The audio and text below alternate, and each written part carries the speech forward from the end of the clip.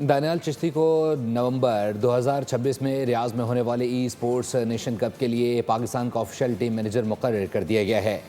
دانیال چشتی مختلف گیمز میں قومی سطح پر ٹیلنٹ اور کوچز کے انتخاب کے انچارج ہوں گے۔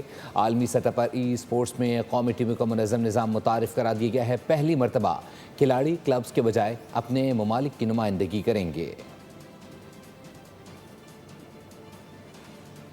We elevated the game with the Esports World Cup. The greatest players, the largest prize pool, the most ambitious esports event the world has ever seen. But we're not done yet. 100 سے زائد ٹیمیں، ہزاروں کھلاڑی، millions کے انعامات۔ سعودی عرب میں سجے گا e sports کا عالمی میلہ۔ پہلی مرتبہ کھلاڑی کلبز کے بجائے اپنے ممالک کی نمائندگی کریں گے۔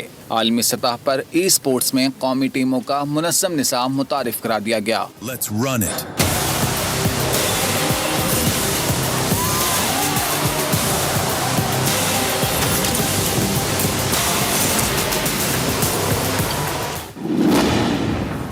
دو سے 29 نومبر تک ای اسپورٹس نیشنز کپ کے مقابلے ہوں گے۔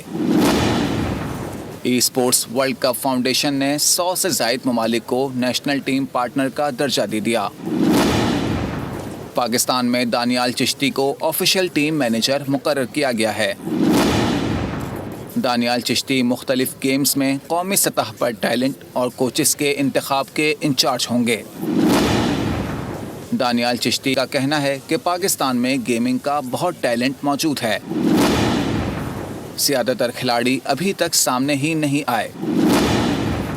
نوجوانوں میں چھپی حقیقی صلاحیتوں کو اجاگر کرنے کی ضرورت ہے۔ E sports nations cup talent کو دنیا کے سامنے لانے کے لیے نہایت اہم موقع ہے۔